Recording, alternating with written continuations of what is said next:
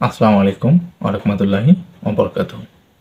আজকে একটি গুরুত্বপূর্ণ সংবাদ প্রকাশ করেছে আমাদের সময়।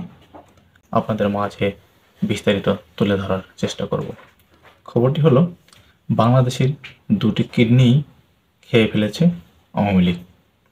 কথা বলেছেন দেবপ্রিয় ভট্টাচার্য।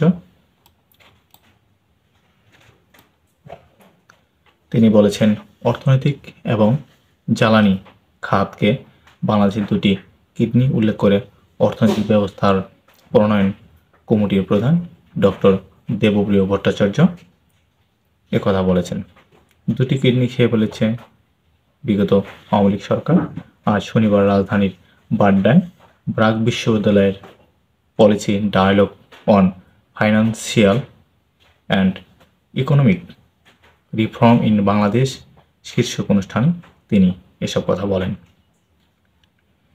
ডক্টর দেবপ্রিয় ভট্টাচার্য বলেন, বাংলাদেশের ২টি কিডনি, একটি ফাইন্যান্সিয়াল সেক্টর অর্থনৈতিক খাত, আরেকটি এনার্জি সেক্টর জ্বালানি খাত।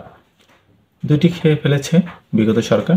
যারা এনার্জি সেক্টর খেয়েছে তারাই আবার ফাইন্যান্সিয়াল সেক্টর খেয়ে ফেলেছে। তিনি বলেন, মাসোহারা দিয়ে কেন্দ্রীয় ব্যাংকগুলোতে ব্যাংকের ভেতরে লোক রাখা হয়েছিল। তারা টাকা ছাপিয়েছে, ভুয়া রিজার্ভ দেখিয়েছে। ব্যাংক চালানোর মতো যোগ্যতা না থাকা সত্ত্বেও এমন ব্যক্তিকে ব্যাংকের অনুমোদন দেওয়া হয়েছে। এই বলে আমার সংক্ষিপ্ত আলোচনা শেষ করছি।